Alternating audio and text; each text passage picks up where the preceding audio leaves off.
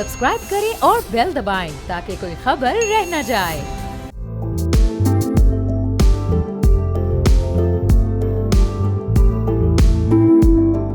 अस्सलाम वालेकुम, मैं और बाब जहांगीर, आप देख रहे हैं प्रोग्राम व्यापार। हुकूमत पाकिस्तान ने इंडस्ट्रियल कंज्यूमर्स के लिए बिजली की कीमत में औसतन ₹4.04 फी यूनिट कमी का ऐलान किया और ये कमी क्रॉस सब्सिडी खत्म करने के बाद मुमकिन हो सकी है। क्रॉस सब्सिडी वो इजाफी रकम थी जो इंडस्ट्रीज घरेलू कंज्यूमर्स को सस्ती बिजली देने के लिए अदा कर रही थी। अब वज़ीर आज़म की हिदायत पर यह बोझ मुकम्मल तौर पर ख़त्म कर दिया गया और इस फैसले का बराह रास्त फ़ायदा इंडस्ट्रीज़ को होगा, जिसमें ख़ास तौर पर टेक्सटाइल के साथ साथ एक्सपोर्ट के अलावा सीमेंट और केमिकल सेक्टर सस्ती बिजली हासिल कर सकेंगे। अब बिजली इंडस्ट्रियल कॉस्ट का एक बड़ा हिस्सा होती है। जब बिजली सस्ती होती है तो जाहिर है फी यूनिट प्रोडक्शन कॉस्ट भी कम हो जाती है। इससे एक्सपोर्ट्स प्रोडक्ट्स आलमी मंडी में सस्ती हो जाती हैं और फिर इसका नतीजा ये निकलता है कि पाकिस्तानी एक्सपोर्टर भारत के साथ बांग्लादेश और वियतनाम जैसे ममालिक का बेहतर मुकाबला इस वक्त इंटरनेशनल मार्केट में कर सकेंगे। हुकूमत के मुताबिक इस कमी के बाद अब सनती बिजली की कीमत तकरीबन 11.5 सेंट फी यूनिट पर आ जाएगी। ये पहले के मुकाबले में जाहिर एक वाज़ेह बेहतरी है, लेकिन काफ़ी है या नहीं ये अपनी जगह एक सवाल है। खित्ते के कई ममालिक में बिजली अब भी पाकिस्तान से कहीं ज़्यादा सस्ती है, इसलिए ये कदम है तो दुरुस्त समत में, मगर इंडस्ट्री की ज़रूरत के लिहाज से अभी भी ये कुछ नाकाफ़ी महसूस हो रहा है। हुकूमत ने क्रॉस सब्सिडी से बचने वाले पैसे को इंडस्ट्रीज़ के लिए रिलीफ के तौर पर ऐलान कर दिया है, लेकिन साथ ही साथ इंडस्ट्रीज़ को हम ये भी देखेंगे कि पेट्रोलियम प्राइसेस जो इंटरनेशनल मार्केट में बढ़ रही हैं उससे भी कुछ धचका मिल सकता है। इसके साथ साथ जो व्हीलिंग चार्जेस हैं उनको भी बढ़ाने का ऐलान, उनमें भी कमी की गई है और एक्सपोर्टर्स के लिए जो टैक्स का रेशो है उसमें भी खासी हद तक कमी की गई है। 7.5% से ये कम करके 4.5% पर लाने की बात की गई है और व्हीलिंग के ₹9 चार्जेस भी कमी का ऐलान वज़ीर आज़म की जानिब से किया गया। अब इंडस्ट्रीज़ के लिए, एक्सपोर्ट्स के लिए इतनी बेहतर खबर है और फिर इसके लिए IMF को कैसे कन्विंस किया जा सकेगा, वहाँ से तो कहीं कोई मुश्किल पेश नहीं आएगी। फिस्कल स्पेस इसका कैसे क्रिएट होगा, इससे हमारे सर्कुलर डेट में तो इजाफा नहीं होने जा रहा और पावर सेक्टर को तो इससे कोई मुश्किल नहीं होने जा रही। ये जो हमारे डोमेस्टिक कंज्यूमर्स हैं उस पर तो इसका बोझ नहीं मुंतकिल किया जाएगा। ये वो तमाम सवालात हैं जो रखेंगे डॉक्टर मिर्ज़ा इख्तियार बेग साहब के सामने, जो मेंबर हैं standing committee for finance and revenue के, पाकिस्तान पीपल्स पार्टी के MNA, मारूफ सनतकार हैं। बहुत शुक्रिया मिर्ज़ा, प्रोग्राम के लिए आपने वक्त निकाला। अभी जो ऐलान प्राइम मिनिस्टर की जानिब से किया गया है, ये जाहिर है बड़ी खुशी की बात है, एक बड़ी अच्छी खबर है, लेकिन ये 11.5 सेंट की बिजली काबिल कबूल है इंडस्ट्री के लिए और ख़ासतौर पर एक्सपोर्टर्स के लिए? देखिए, बहुत अरसे से federation of Pakistan chamber of commerce, एप्टमा और इवन कराची चैम्बर वाला, लाहौर चैम्बर, इन्होंने 8 सेंट्स की डिमांड की थी क्योंकि बांग्लादेश, वियतनाम, कंबोडिया, ये सब 8 और 9 सेंट्स के रेंज में इनका पावर टैरिफ है। हमारा इन्होंने कम जरूर करा है, 15-16 था, वो कम होके 11.5 सेंट हो गया है, लेकिन अब भी ये रीजनल कॉम्पिटिटर्स के मुकाबले में ज़्यादा है। ये कहते हैं 3 सेंट्स और कम करनी चाहिए थे। बहरहाल ये 11 सेंट भी एक बहुत अच्छी इनिशिएटिव है जिससे हमारी बिजली की कॉस्ट कम होगी। टैक्सेस में हम ये कहते थे कि आपने एक्सपोर्ट सेक्टर पे भरमार की हुई है टैक्सेस। इंडिया में दूसरे ममालिक में मैक्सिमम कारपोरेट सेक्टर का 35% है, हमारे यहाँ तो ये सब कुछ मिला के सुपर टैक्स और दूसरे ये जाके 60% पे बैठ जाता है, 58% पे बैठ जाता है। तो वो भी हम इनसे कहते हैं कि जी आप 35-38 के करीब पर हैं, जो दूसरे ममालिक का है।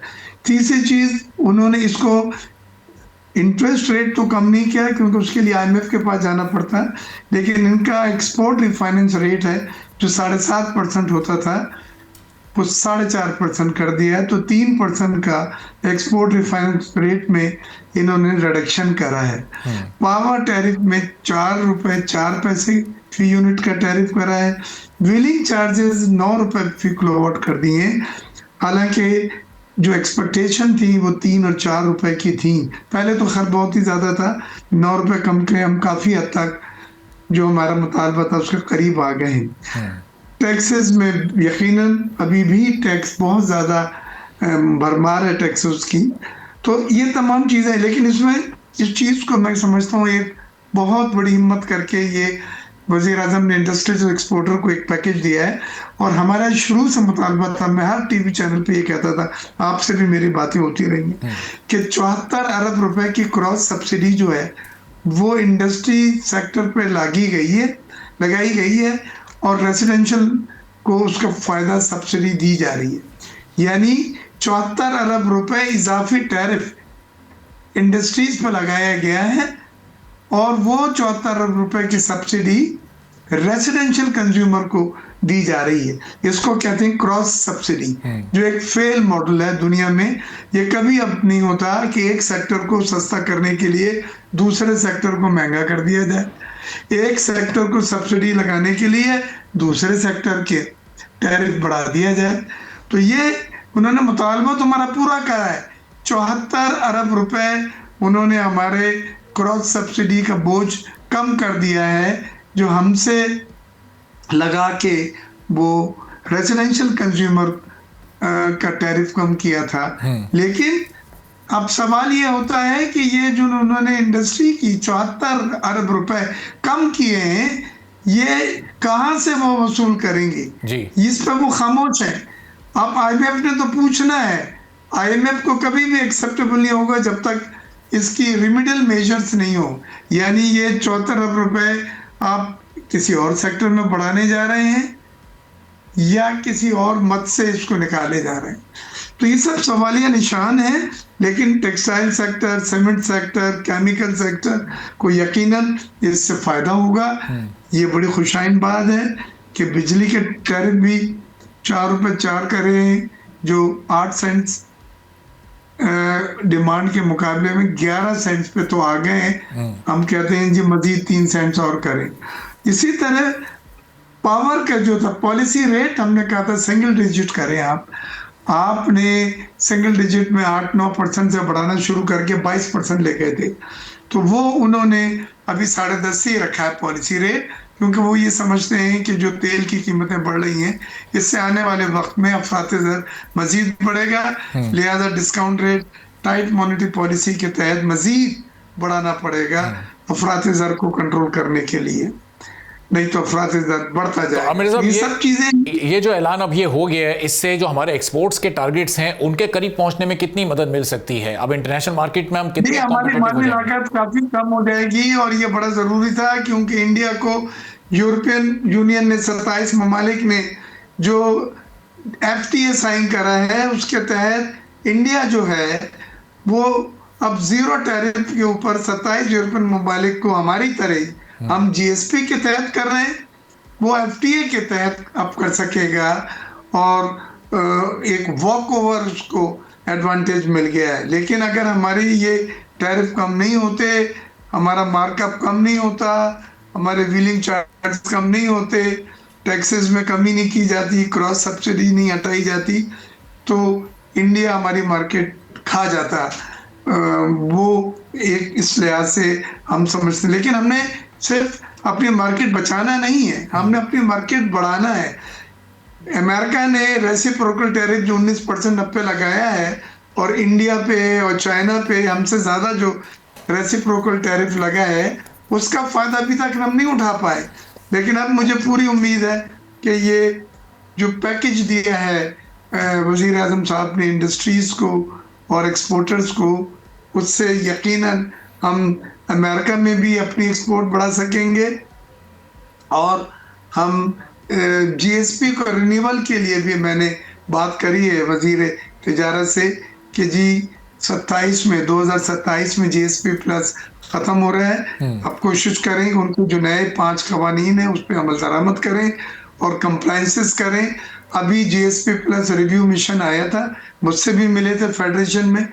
उनकी कुछ चीज़ों पे तहफ़्फ़ुज़ात हैं जिसपे फंडामेंटल राइट्स पे है, एक्सप्रेशन फ्रीडम ऑफ एक्सप्रेशन पे है, और कैपिटल पनिशमेंट पे है कि जी सजाए मौत को आपने ख़त्म करने का वादा किया था। मैंने उन्हें बताया कि 6416 कैपिटल पनिशमेंट हुई है सजाए मौत, लेकिन 2019 से आज तक सजा एक को भी सजाए मौत नहीं दी है।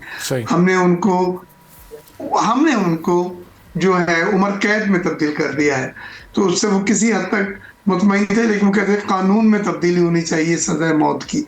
तो ये सब चीज़ें हैं, इंशाल्लाह इस पर काम कर रहे हैं और आने वाले वक्त में हमने अपने आप साहब, जो हमारा टेक्सटाइल सेक्टर है, compliance- जो हमारी एक्सपोर्ट्स का सबसे मेन चंक कवर करता है, अब खास तौर पे इस टैरिफ में कमी से उसको कितना रिवाइव होने का मौका मिलेगा, और टेक्सटाइल की हमारी एक्सपोर्ट्स कितनी है, ये 20 अरब डॉलर क्रॉस कर सकती हैं अगले 1-1.5 साल में? देखिए, टेक्सटाइल की एक्सपोर्ट अभी हमारी 16 अरब है और टोटल एक्सपोर्ट 32 अरब है। हम टोटल एक्सपोर्ट का 52% है।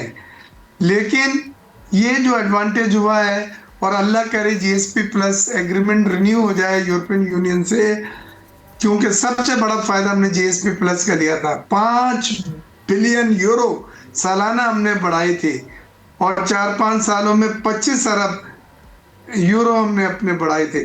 तो अगर ये जीएसपी प्लस का रिन्यूअल होता है तो इस पैकेज को इस्तेमाल करके इस पे अमल दरामद अगर जल्द से जल्द हो जाता है तो हम समझ रहे हैं कि 3 से 4 अरब डॉलर की हमारी एक्सपोर्ट टेक्सटाइल की बढ़ सकती है।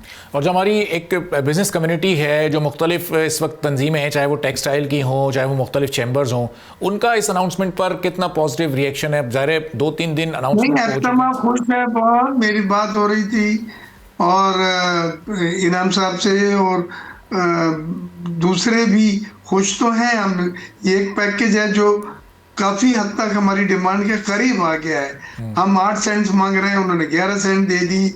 हम 9% रेट मांग रहे हैं, उन्होंने रेट तो वही 10.5 रखा पॉलिसी रेट, लेकिन एक्सपोर्ट रिफाइनेंस में 3% की कमी कर दी है।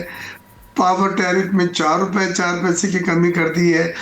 टैक्सेस भी वो कम करी है उन्होंने। लेकिन इसमें हमने जो चीज़ देखनी है वो ये है कि कारपोरेट सेक्टर के टैक्सेस जो हैं पाकिस्तान में सबसे ज़्यादा है खत्ते में। इंडिया में 35% टोटल बनता है, हमारा तो 58% पे चला जाता है। और इसके ऊपर एक्सपोर्ट तो शुड बी ड्यूटी फ्री और टैक्स फ्री, उस पर कोई फैट नहीं होनी चाहिए। हमारी अब भी एक्सपोर्ट पे फैट है, टैक्सेस की मद में, ड्यूटीज़ की मद में, लीवीज की मद में।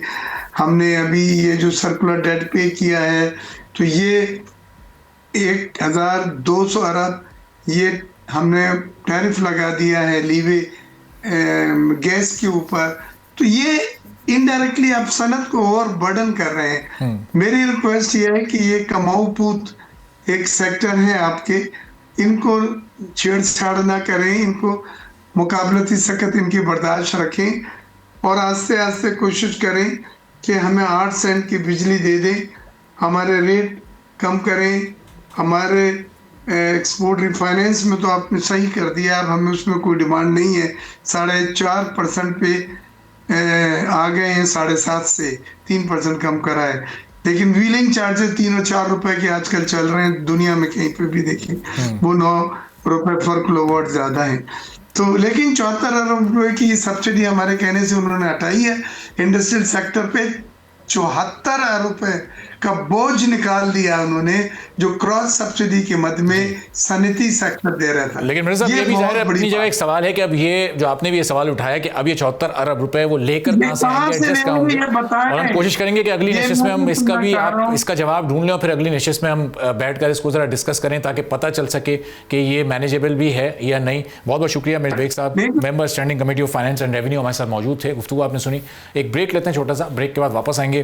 वो energy expert doctor Khalid Waleed साहब हमारे साथ मौजूद होंगे, जरा उनसे जानेंगे कि अब ये सब कुछ जो होने जा रही है ऐलान किस हद तक काबिल अमल है और उससे पावर सेक्टर पर क्या क्या असरात मुरतब हो सकते हैं।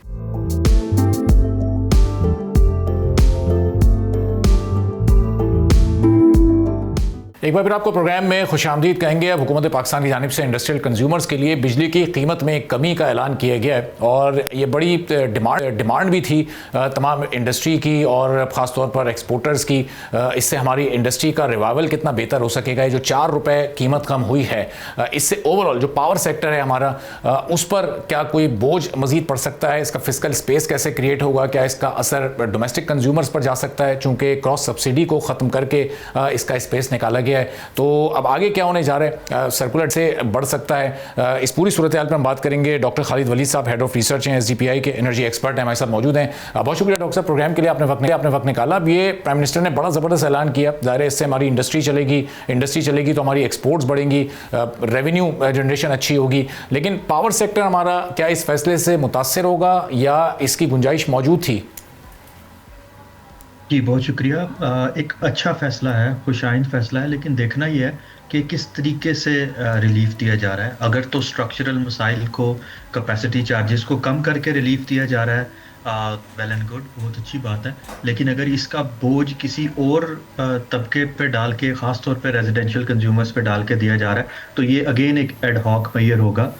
इसको अगर मैं रिलेट करूँ आईएमएफ प्रोग्राम की कंडीशनैलिटी के साथ, आईएमएफ प्रोग्राम की कंडीशनैलिटी है कि 2027 तक आपने सारी की सारी जो क्रॉस सब्सिडीज हैं उनको ख़त्म करना है, विच मीन्स रेजिडेंशियल कंज्यूमर्स के लिए, प्रोटेक्टेड कंज्यूमर्स के लिए बिजली महंगी हो जाएगी और उनको टारगेटेड सब्सिडी दी जा रही होगी बेनज़ीर इनकम सपोर्ट प्रोग्राम के थ्रू। लेकिन स्टिल अभी का जो फैसला है इंडस्ट्रियल सार्फिन के लिए तो खुशाइंद है, लेकिन पावर सेक्टर पे इसका क्या इम्पैक्ट आएगा वो डिटेल्स देखनी होगी। क्या रेजिडेंशियल कंज्यूमर्स में फिक्स चार्जेस डाल के जो पिछले साल ऐड किए गए थे, क्या उनको बढ़ाया जा रहा है, उसके थ्रू किया जा रहा है, या टैक्स पेयर के पैसे से बजट के थ्रू जो है वो इस चीज़ को फाइनेंस किया जाएगा। लेकिन जो आपने जिस तरह से अपने इब्तदाइये में बताया कि अगर इंडस्ट्री चलती है, एक्सपोर्ट्स बढ़ती हैं, पाकिस्तान का रुपया मुस्तहकम होता है, तो उससे भी पार टैरिफ जो है वो नीचे आता है, जो कि एक वर्चुअस साइकिल होगा पाकिस्तान के पार सेक्टर के लिए।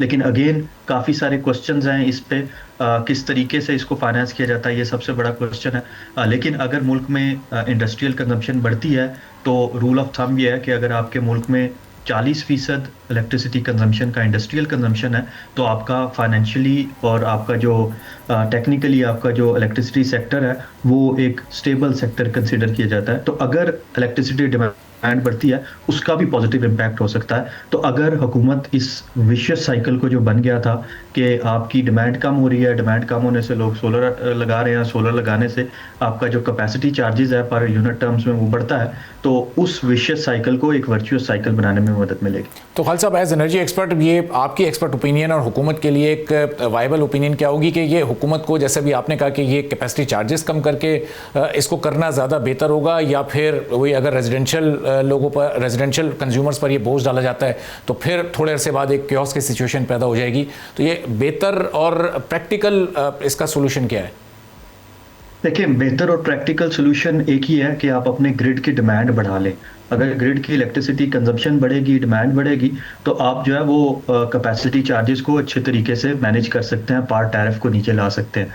लेकिन अभी जो अगर आप किसी एक एडहॉक मेजर की तरफ जाते हैं तो वो शॉर्ट टर्म होगा। लॉन्ग टर्म में इसको ठीक करने का तरीका यही है, या तो डिमांड बढ़ा ली जाए, या फिर आपके जो अंडर यूटिलाइज्ड पावर प्लांट्स हैं, खास तौर पे इंपोर्टेड कोल के जो प्लांट्स हैं, उनको आप अर्ली रिटायर कर दें, चाइना के साथ निगोशिएट करें, किसी एक वे में कार्बन प्राइसिंग के थ्रू करें, एनर्जी ट्रांजिशन मैकेनिज्म के थ्रू करें, या अपने कोल पावर प्लांट्स को बैटरी एनर्जी स्टोरेज में रीपर्पस कर लें, तो आपका पावर टैरिफ लॉन्ग टर्म के लिए जो है वो नीचे आ जाएगा। ये बात मैं इसलिए कह रहा हूँ कि इंडस्ट्री को अब जो अभी गिवन एनवायरमेंटल रेगुलेशन है दुनिया में, खास तौर पे यूरोपियन यूनियन में, उसमें कार्बन बॉर्डर एडजस्टमेंट मैकेनिज्म है, वो कहता है कि अब आपको सिर्फ और सिर्फ सस्ती बिजली नहीं चाहिए, अब इंडस्ट्री को सस्ती के साथ साथ साफ बिजली भी चाहिए, क्लीन इलेक्ट्रिसिटी भी चाहिए, रिन्यूएबल एनर्जी की। क्योंकि अगर आपकी जितना कार्बन कंटेंट होगा उसके मुताबिक वो टैक्स करेंगे यूरोपियन यूनियन में अगर आप एक्सपोर्ट करते हैं। तो अगर तो हुकूमत का ऑब्जेक्टिव ये है कि आपने इंडस्ट्री की कंजम्पशन बढ़ानी है, एक्सपोर्ट्स बढ़ानी है उनको इंसेंटिव देके, तो शायद लॉन्ग टर्म में जब तक आप अपने ग्रिड से क्लीन एनर्जी का रेशो बढ़ाते नहीं है तब तक आप ये ऑब्जेक्टिव अचीव नहीं कर सकेंगे। तो हमें थोड़ा सा स्ट्रक्चरल बुनियादों पे सोचना है कि अगर आपने ग्रिड की डिमांड बढ़ानी है तो वो क्या इंडस्ट्रियल कंजम्पशन को बढ़ा के करना है, और साथ में क्या आप रीन्यूएबल एनर्जी प्लांट्स लगा रहे होंगे, उसका रेशो बढ़ा रहे होंगे। अगर तो ये चीज़ें हो रही हैं तो फिर स्ट्रक्चरली ये वाला डिसीजन बड़ा अच्छा है। लेकिन अगर आप सिर्फ एडहॉक मेजर्स लेके सिर्फ इंडस्ट्री को कुछ अरसे के लिए खुश करने के लिए करें तो शायद लॉन्ग टर्म में ये वायबल नहीं होगा। और खालिद साहब, अभी भी ये 11.5 सेंट भी इंडस्ट्री के लिए तो काबिल कबूल उस तरह से नहीं है, चूँकि इंटरनेशनल मार्केट में जब वो जाते हैं तो वहाँ पर उनकी जो मुश्किलात हैं इस कॉस्ट की वो अभी भी बरकरार रहेंगी। लेकिन बहरहाल ये 4 रुपये की जो कमी है ये एक फिर भी एक बेहतर कदम तो है। अब ये इसमें मज़ीद कैसे ग्रेजुअली इजाफा किया जा सकता है? ये अभी फ़िलहाल 4 रुपये की ये कमी की गई है, आगे जब पीक सीज़न आना है गर्मियों का, जब वैसे ही कंजम्पशन बढ़ जाती है तो उसमें फिर मुमकिन हो सकेगा इस कीमत को और कम करना, चूँकि आप कह रहे हैं कंजम्पशन जैसे जैसे बढ़ेगी तो वो उससे फिर ये टैरिफ को अंडर कंट्रोल रखना पॉसिबल हो सकता है। देखें अभी इस टाइम पे आपकी एक तो डिस्ट्रीब्यूशन कंपनीज की इनएफिशिएंसीज हैं कि रिकवरी रेशो जो है वो बड़ा कम है। अगर उसको, जो कि कुछ बेहतर हुआ है पिछले साल में, अगर उसको भी थोड़ा ठीक कर लिया जाए तो कुछ कुशन वहां से मिल सकता है। उसके बाद अगर आपकी डिमांड बढ़ती है, जो कि हम देख रहे हैं कि कुछ कुछ बड़ी है, अगर आप स्टेट ऑफ इंडस्ट्री रिपोर्ट को भी देखते हैं तो शायद आप इस चीज़ को मेंटेन कर सकें। लेकिन जैसे ही आपने ठीक कहा कि गर्मियों में आपकी कंजम्पशन बढ़ेगी, तो फ्यूल भी जो है वो आपको पावर प्लांट्स, महंगे पावर प्लांट्स भी चलाने पड़ते हैं। तो आपका जो ये रिलीफ देना है ये शायद सस्टेनेबल ना रह सके। लेकिन अगेन अगर मुल्क में एक रिवाइवल आता है, इंडस्ट्रियल रिवाइवल आता है, इंडस्ट्रियल डिमांड बढ़ती है, तब जाके ये खुशाइन होगा, वगरना ये बड़ा शॉर्ट टर्म रहेगा। बात आपकी बिल्कुल ठीक है कि अभी भी अगर इसको कम भी कर लें तब भी आप अपनी पीयर इकोनॉमीज के साथ इंडस्ट्रियल टैरिफ में कम्पीट नहीं कर सकते। बांग्लादेश, वियतनाम, थाईलैंड, ये सारे के सारे मुल्क जो हैं इनमें बिजली इंडस्ट्रियल टैरिफ जो है वो कम है। इसलिए हुकूमत को अगेन मेरा एम्फोसिस यही होगा कि जो आपके महंगे पावर प्लांट हैं, इंपोर्टेड कोल प्लांट हैं, उनको स्ट्रेटेजिक बुनियादों पे रीनिगोशिएट करें चाइना के साथ, उनको रीपर्पस कर लें इन बैटरी एनर्जी स्टोरेज। उससे आपका जो कैपेसिटी चार्ज है वो कम हो जाएगा और आप अपना जो सोलर का इनटेक आ रहा है ग्रिड में उसको भी बेहतर तरीके से मैनेज कर सकेंगे। तो मुझे स्ट्रक्चरल रिफॉर्म्स अगर होते नज़र आए, बेशक उसका जो बेनिफिट है वो लॉन्ग टर्म में नज़र आए, लेकिन वो एक अच्छी सस्टेनेबल चीज़ होगी। और खालिद साहब, इसमें डोमेस्टिक कंज्यूमर्स को इस वक्त क्या एक मैसेज जा रहा होगा? इंडस्ट्रियल कंज्यूमर्स को गवर्नमेंट ने कमी करके इंसेंटिवाइज किया, तो डोमेस्टिक कंज्यूमर्स भी इस वक्त ये सोच रहे होंगे कि उनके लिए भी बिजली की कीमत को कम किया जाए, जिनको सब्सिडी मिल रही है। उसके अलावा एक बड़ी तादाद है डोमेस्टिक कंज्यूमर्स की जो ज़्यादा बिजली इस्तेमाल करते हैं, और यहाँ ज़ाहिर है जो जितनी ज़्यादा इस्तेमाल करता है उसके लिए बिजली उतनी ही महंगी है। तो वहाँ भी कुछ इस तरह के इक़दाम लेना मुमकिन हो सकेगा इन फ्यूचर? देखें अभी तो सीधा सीधा आपको नज़र आ रहा है कि आईएमएफ की कंडीशनैलिटी की वजह से आप क्रॉस सब्सिडाइजेशन को ख़त्म कर देंगे 2027 तक, विच मीन प्रोटेक्टेड कंज्यूमर हो, वो 200 यूनिट यूज़ करता हो, 300 यूनिट यूज़ करता हो, 700 यूनिट यूज़ करता हो, आपको एक एवरेज प्राइस पे इलेक्ट्रिसिटी जो है वो देनी होगी। इससे फ़ायदा ये होगा कि वो लोग जो ज़्यादा बिजली कंज्यूम करते हैं वो इंसेंटिवाइज होंगे और मुल्क में शायद इलेक्ट्रिसिटी की डिमांड जो है वो बढ़ जाए। लेकिन गिवन के आपका जो टोटल कंज्यूमर्स हैं उसका कोई 50% प्रोटेक्टेड कंज्यूमर्स हैं जो 200 यूनिट से कम बिजली यूज़ करते हैं, तो शायद मुल्क में सोलराइजेशन, जो कि पहले बहुत ज़्यादा है, लोग ज़्यादा सोलर पैनल्स की तरफ चले जाएं, तो ये भी मुमकिन है। लेकिन इसका एक सोल्यूशन अगेन इसी चीज़ से निकलता है कि आप रेजिडेंशियल कंजम्पशन को कम करते जाएं, रेजिडेंशियल कंजम्पशन का शेयर कम करते जाएं ग्रिड में, उनको सोलर पैनल लगाने दें, आप नेट मीटरिंग को बरकरार रखें, उसके बेनिफिट्स को बरकरार रखें और इंडस्ट्री को ग्रिड पे लेके आएँ।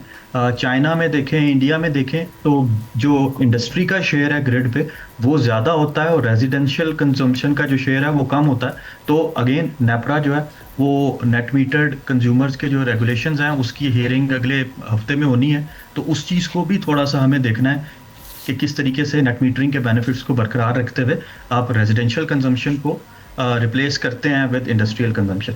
ठीक है, बहुत बहुत शुक्रिया। डॉक्टर खालिद वली, रिसर्च SDPI एनर्जी एक्सपर्ट हमारे साथ मौजूद थे। गुफ्तगू आपने सुनी। एक ब्रेक लेते हैं, ब्रेक के बाद वापस आएंगे, एक और अहम मौजू पर बात करेंगे।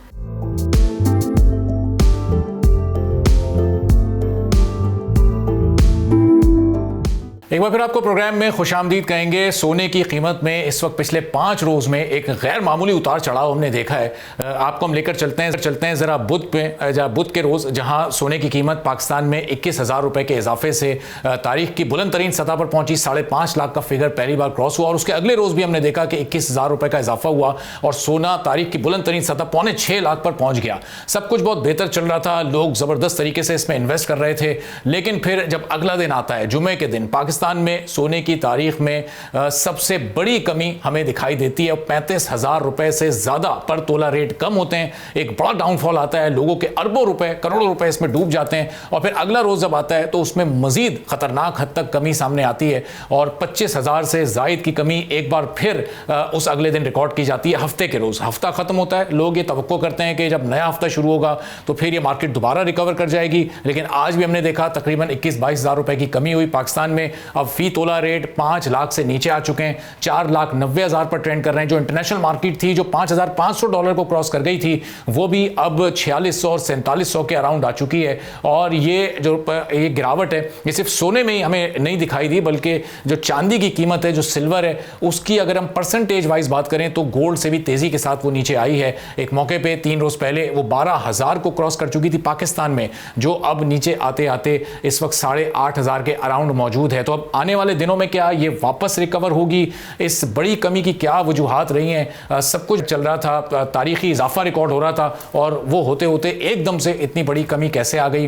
ये गैर मामूली सूरत हाल बरकरार रहेगी या फिर चीज़ें रूटीन पर आना शुरू होंगी? जहां से ये उड़ान शुरू हुई थी क्या वापस वहीं पर ये कीमतें जा रही हैं? हम गुफ्तगू करेंगे। शान सईद साहब ग्लोबल इकोनॉमिस्ट हैं, हमारे साथ मौजूद हैं। बहुत शुक्रिया शान साहब, प्रोग्राम के लिए आपने वक्त निकाला। अब ये कॉल्स जो आपने पहले दी हुई थी वो जो दिसंबर 2026 तक की थी, वो ऐसा लग रहा था कि वो जनवरी में पूरी हो जाएंगी और फरवरी में हम वो टारगेट्स क्रॉस कर जाएंगे। लेकिन ये जो पिछले 2-3 रोज में मार्केट में हुआ है, क्या वजूहत आपके नजर में इसकी सामने आ रही हैं? Thank you Arbab. सबसे पहली वजह तो ये है कि फेड ने अपने इंटरेस्ट रेट कम नहीं किए, जिसकी वजह से मार्केट में ये एक्सपेक्ट किया जा रहा है कि फेड के जो नए गवर्नर हैं केविन वॉश, उनका जो स्टांस है वो बड़ा हॉकिश है। हॉकिश का मतलब है कि वो इंटरेस्ट रेट बढ़ाएंगे, लेकिन इस वक्त यूएस की इकॉनमी जो है वो हायर इंटरेस्ट रेट का प्रेशर नहीं ले सकती। तो इसलिए मार्केट एक्सपेक्ट कर रही थी कि जनवरी में इंटरेस्ट रेट नहीं कम होंगे और ये मार्च में और मई में कम होंगे। तो मेरे ख्याल में वही एक्सपेक्टेशन है। दूसरी, जो मार्केट ने बड़ा ओवर रिएक्ट किया इन द सेंस कि केविन वॉश को वो समझ रहे हैं कि ये इंटरेस्ट रेट कम करने के नहीं, इंटरेस्ट रेट बढ़ाने के हक में है और ये स्ट्रॉन्गर यूएस डॉलर के हक में है। मैं 2006 से 2011 तक शिकागो में ही था और मैंने देखा केविन वॉश उस वक्त जो है वन ऑफ द मेंबर्स थे फेड के। उस वक्त भी फेड ने इंटरेस्ट रेट कम किए थे। दिसंबर 2008 में फेड ने QE शुरू किया था, क्वांटिटेटिव ईजिंग, जिसकी वजह से सारी जो दुनिया में वो क्वांटिटेटिव ईजिंग का जो है वो एक ट्रेंड चल पड़ा। तो ये जो रिसेंट गोल्ड और सिल्वर में सेलिंग प्रेशर आया है, नंबर 1 लोगों ने प्रॉफिट टेकिंग की है, नंबर 2 जो एक मार्केट में रिएक्शन आया है कि शायद यूएस डॉलर में अब इंटरेस्ट रेट कम नहीं होंगे, बढ़ेंगे, इसका एक मैं कहता हूँ एक ओवर रिएक्शन आया है। तो मेरे ख्याल में मार्केट स्टेबलाइज होगी और जो मार्केट कॉल्स मैंने आपके प्रोग्राम में दी थी 5,200 से लेके $6,000 गोल्ड की, वो एज इट इज है। और सिल्वर की जो मैंने मार्केट कॉल आपको दी थी $100 से लेके $150 पर आउंस, वो भी 2026 तक वो मैं इंटैक्ट रखी हुई है। अच्छा। कोई कमी नहीं है। मैं रिसेंटली अभी केएल से लाहौर में आया हूँ। लाहौर में भी मुझसे अक्सर लोग पूछ रहे हैं कि क्या आप अपनी मार्केट कॉल चेंज करेंगे, तो मैंने कहा मैं अपनी मार्केट कॉल नहीं चेंज कर रहा, मैं अपनी मार्केट कॉल पे कायम हूँ। अच्छा ईशान साहब, ये जो मार्केट कॉल पे मैं आपसे ज़रा मजीद भी इसकी वजाहत लूँगा कि क्यों आप अभी भी कायम है, उसकी वजूहत क्या है। लेकिन ज़रा पहले हम जो फ्राइडे को जो कुछ हुआ, ये जो इतनी बड़ी गिरावट आई, एकदम लोग क्यों सेलिंग की तरफ चले गए? क्या लोगों को आइडिया नहीं था कि ये 5.72 या 73 जो पाकिस्तान में पर तोला प्राइस हो गए थे गोल्ड के, कि इससे ऊपर अब नहीं जा सकता, तो अब प्रॉफिट टेकिंग की तरफ चले जाएं? या लोगों को एक्सपेक्टेशन थी कि अभी और भी ऊपर जाना है इसने, तो थोड़ा सा सब्र क्यों नहीं किया गया लोगों की तरफ से? मेरे ख्याल में लोग हमेशा ये समझते हैं कि मार्केट जो है ऊपर है वो बस ऊपर ही चलती रहेगी। Nothing goes up in a straight line. Market जो है वो हिकअप्स लेती है, कभी ऊपर जाती है, कभी नीचे जाती है। और ये मार्केट्स का थर्ड बुल रन है जो गोल्ड में आया हुआ है, जो 2015 से शुरू हुआ है। 16 दिसंबर 2015 को गोल्ड की प्राइस $1,060 पर आउंस थी, जो अगर अब हम देखें तो इस वक्त $4,700 पर आउंस है। तो मेरा ख्याल है मार्केट ने एक तो ओवर एक्शन शो किया केविन वॉश के नॉमिनेशन पे, दूसरा यूएस डॉलर में थोड़ी सी स्ट्रेंथ आई, जिसकी वजह से जो है वो एक सेलिंग प्रेशर आया और जो गोल्ड और सिल्वर है दोनों ने जो है 22 और 33% जो है अपनी वैल्यू लूज की। ओवरऑल जो है इस वक्त मार्केट स्टेबलाइज हो रही है और मैं अभी भी समझता हूँ कि मार्केट जो है उसमें रूम है और वो अपसर्स की तरफ जाएगी। तो शान साहब, ये सिर्फ 4-5 रोज़ पहले हम चले जाएं तो वेडनेसडे थर्सडे तक गोल्ड और सिल्वर एक मोस्ट सेफ और प्रॉफिटेबल इन्वेस्टमेंट थी। तो अब लोग ज़ाहिर है बहुत ज़्यादा डबल माइंड हो चुके हैं। जो पिछले 2-3 रोज़ की एक्टिविटी रही उसमें लोगों के अरबों रुपए डूब गए। डॉलर्स की हम बात करें तो वो भी मिलियंस ऑफ डॉलर्स, बल्कि अरबों डॉलर्स उसमें भी लोगों ने अपने गंवाए। तो ये अब लोगों का माइंडसेट, क्या जो कन्फ्यूजन है वो बरकरार इसी तरह रहेगी? लोगों को इसमें इन्वेस्ट करना चाहिए, नहीं करना चाहिए? अब आगे क्या होने जा रहा है? देखें, जो इन्वेस्टमेंट का गोल्डन रूल है वो ये है कि हमेशा अपना होमवर्क करें, अपनी ड्यू डिलिजेंस करें, लोगों से पूछें, जितनी ज़्यादा इंफॉर्मेशन गैदर कर सकते हैं वो करें। अगले जो 3-4 साल हैं वो इसी तरह अनसर्टेनिटी रहेगी। जिन लोगों ने हिस्ट्री पढ़ी है और इकोनॉमिक्स पढ़ी है और वो 1970s का एरा अच्छी तरह जानते हैं, उन्होंने हमेशा टेंजिबल एसेट्स में पोजीशन ली है। जब मैं टेंजिबल एसेट्स की और रियल एसेट्स की बात करता हूँ तो मैं बात करता हूँ प्रॉपर्टी की, गोल्ड की, सिल्वर की, agriculture, farmland, luxury goods, oil and gas. तो जिन लोगों को अपना पीस ऑफ माइंड पसंद है, जो अपना पीस ऑफ माइंड को ज़्यादा प्रेफर करते हैं, वो हमेशा टेंजिबल एसेट्स और रियल एसेट्स में पोजीशन लेते हैं। तो जो भी आपके सुनने वाले हैं, जो अपनी वेल्थ को, जो अपने पैसे को प्रोटेक्ट करना चाहते हैं, उनको रियल एसेट्स में पोजीशन लेनी चाहिए ताकि उनके जो पैसे हैं उनकी फ्यूचर जनरेशन के लिए वो सिक्योर हों। जहां तक डॉलर का ताल्लुक है, डॉलर इस वक्त 10 से 12% ओवर वैल्यूड है। ये मजीद जो है वो डेप्रिशिएट होगा। हमने पिछले साल देखा डॉलर जो है वो 9.7% डेप्रिशिएट हुआ था 2025 में। ये वही एरा है, अगर आप थोड़ा सा पीछे जाएं, हिस्ट्री को देखें, 1976 से लेके 1981 तक डॉलर जो था वो 50% डेप्रिशिएट हुआ था, जिसकी वजह से गोल्ड में एक अपसर्ज आया था। गोल्ड 1976 में $150 पर आउंस पर ट्रेड कर रहा था और 20 जनवरी 1980 को गोल्ड की प्राइस $850 पर आउंस थी। उसकी वजह क्या हुई? उसकी वजह ये थी कि डॉलर डेप्रिशिएट हो रहा था, जियोपॉलिटिकल रिस्क था, अनसर्टेनिटी थी। वही अनसर्टेनिटी दोबारा आ गई है 50-55 साल बाद। तो शान साहब, एक आपके इन्वेस्टर जी जो जी आपको सुन रहे हैं, उनको रियल एसेट में पोजीशन लेनी चाहिए ताकि उनका पीस ऑफ माइंड जो है वो बरकरार है। अब आपने अपनी मार्केट कॉल इंटैक्ट रखी है, तो एक ज़रा शॉर्ट टर्म के लिए अपनी मार्केट कॉल आप 2-3 माह में क्या सूरत हाल रहती है उस पर ज़रा दीजिएगा, चूँकि वो दिसंबर 2026 तक की जो मार्केट कॉल है वो तो आपने इंटैक्ट रखी है। अगले 2-3 महीने कुछ अनसर्टेनिटी वाले हैं या एक ग्रेजुअल अपसर्ज रहेगा इसमें? अनसर्टेनिटी रहेगी। मार्केट कॉल जो शॉर्ट टर्म के लिए फर्स्ट क्वार्टर में UBS, JP मॉर्गन, गोल्डमैन सैक्स और हम भी यही कह रहे हैं $5,000 पर आउंस गोल्ड, और ये मार्केट एक्सपेक्ट भी कर रही है। और सिल्वर जो है वो $100 पर आउंस बाय Q1 2026। अच्छा, यानी अभी ये थोड़ी सी स्टैटिक रहनी है, स्टेबिलिटी रहनी है अभी थोड़ी सी कीमतों में। जो एकदम हमने जनवरी में जो एक अपसर्ज देखा था वो शायद अब दोबारा नहीं आएगा। अनसर्टेनिटी रहेगी, इंस्टेबिलिटी ग्लोबल इकोनॉमी में रहेगी, डॉलर थोड़ा सा डेप्रिशिएट होगा। केविन वॉश और फेड की जो स्टेटमेंट्स हैं उसमें क्लैरिटी आएगी, दुनिया को पता चलेगा कि फॉरवर्ड आउटलुक क्या है, जिसकी वजह से थोड़ा सी इंस्टेबिलिटी आएगी। लेकिन गोइंग फॉरवर्ड गोल्ड और सिल्वर दोबारा अपनी अपसर्ज पे आएंगे। सही। और ये जो इस वक्त ज़ाहिर अमेरिका के मुख्तलिफ ममालिक के साथ ताल्लुकात, जो टैरिफ के मामलात रहे, जो इस वक्त थोड़ी सी ईरान के साथ हमने सिचुएशन थोड़ी सी सीरियस होते देखी, उसमें थोड़ी सी अब कमी आई है, तो ग्रेजुअली हालात बेहतर होंगे तो एक स्टेबिलिटी इन प्राइसेस में फिर आती रहेगी।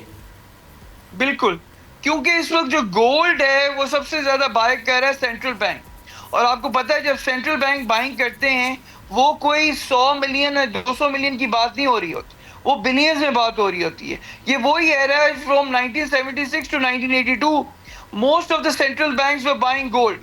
और इस वक्त भी 2022 पोस्ट कोविड के बाद most of the central banks they are buying gold. Central banks की जो गोल्ड बाइंग है कंटिन्यू रहेगी। China, Russia, India, Japan, Kazakhstan, Poland, Turkey, ये सारे ममालिक जो हैं, बहुत सारे ममालिक जो हैं गोल्ड परचेज करते रहेंगे और गोल्ड की प्राइस में एक अपसर्ज कायम रहेगा। सही, यानी वो जो प्राइस थी $400 वाली या $4,200 वाली, ये उसकी तरफ तो वापस नहीं जा रहा, यानी पाकिस्तान में अब 4 लाख से कम तो नहीं होने जा रहा, ये अब 4.5, 5 और 5.25, ये इसके अराउंड ये कीमत रहनी है।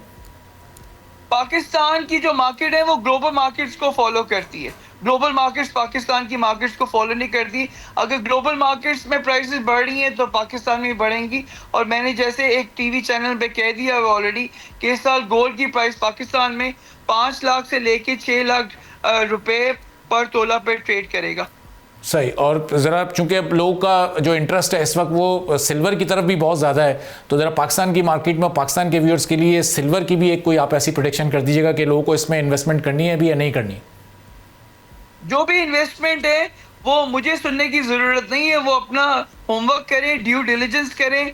सिल्वर की देखिए इंडस्ट्रियल यूटिलाइजेशन कहाँ है, सिल्वर की शॉर्टेजेस आ गई हैं। चाइना ने इस वक्त सिल्वर जो है एक्सपोर्ट करना बंद कर दिया है 1 जनवरी 2026 से, और लंदन मेटल एक्सचेंज में और बहुत सारे ममालिक में इस वक्त सिल्वर की शॉर्टेजेस आ गई हैं।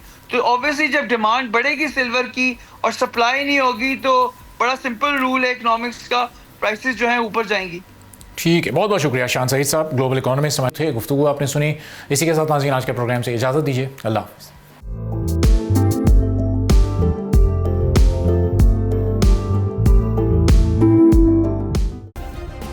सब्सक्राइब करें और बेल दबाएं ताकि कोई खबर रह न जाए।